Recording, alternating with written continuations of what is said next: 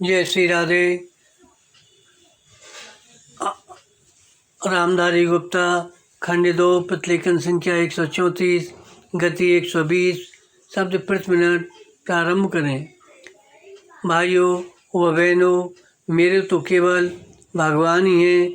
परमात्मा के सिवाय सब कुछ पर है, पर संसार के अधीन होना पराधीनता है। उपयोग इतना ही है कि पराधीनता को त्याग दें, अर्थात संसार से अपना संबंध विच्छेद करके जो निरंतर हमें छोड़ता चला जा रहा है उसी को छोड़ना है, विराम। और यही साधना है, विराम। जो सदा से विमुख हैं वह संसार से विमुख होता है, और जो सदा से सम्मुख है वह परमात्मा तत्व के ही सम्मुख होता है। मनुष्य संसार में यह अपना है और यह अपना नहीं है, इस प्रकार दो विभाग किए हुए है। वह जिसे अपना मानता है उसकी चिंता उसे होती है, और जिसे अपना नहीं मानता वह धराशायी हो जाए तो भी उसकी चिंता नहीं होती। तो चिंता अपने पण की होती है। असत संसार में जो आकर्षण या प्रेरणा है वह आसक्ति कहलाती है। वही आकर्षण भगवान में हो जाए तो उसे भक्ति या प्रेम कहते हैं। धन में, भोग में, परिवार आदि में जो हमारा खिंचाव है वह खिंचाव भगवान की तरफ होते ही भक्ति हो जाती है।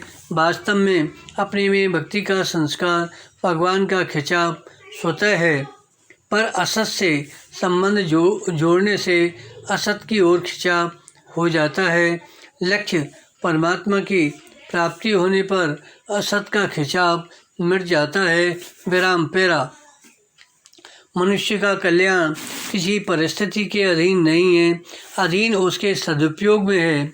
कैसी ही प्रतिकूल परिस्थिति क्यों न हो, उसमें वह अपना कल्याण कर सकता है। संसार में ऐसी कोई भी परिस्थिति नहीं है कि जिसमें जीव का कल्याण न हो सकता हो, कारण कि परमात्मा किसी भी परिस्थिति में कम या अधिक समीप या दूर नहीं है, अपितु प्रत्येक परिस्थिति में समान रूप से विद्यमान है।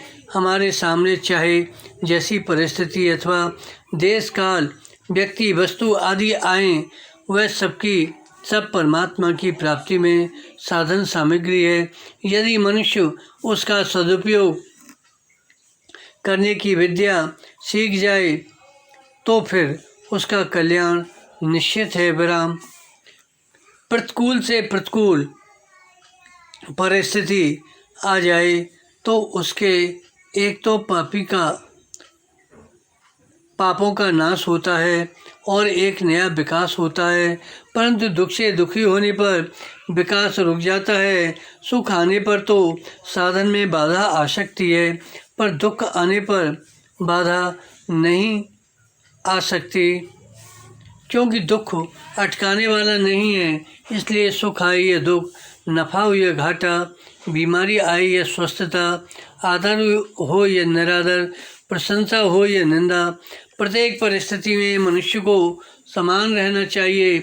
ऐसा सुख आ जाए, इतना नफा हो जाए, ऐसी मेरी प्रशंसा हो जाए आदि की इच्छा रखने से वैसा तो होता नहीं।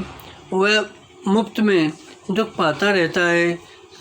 सुखदायी परिस्थितियों में सुखी होना भी भोग है और दुखदायी परिस्थितियों में दुखी होना भोग है, परंतु दोनों परिस्थितियों में सदुपयोग किया जाए तो भोग नहीं होगा, अधिक योग होगा, अर्थात उसके द्वारा परमात्मा से संबंध हो जाए। भोगी व्यक्ति योगी नहीं कहा जा सकता। धन्यवाद।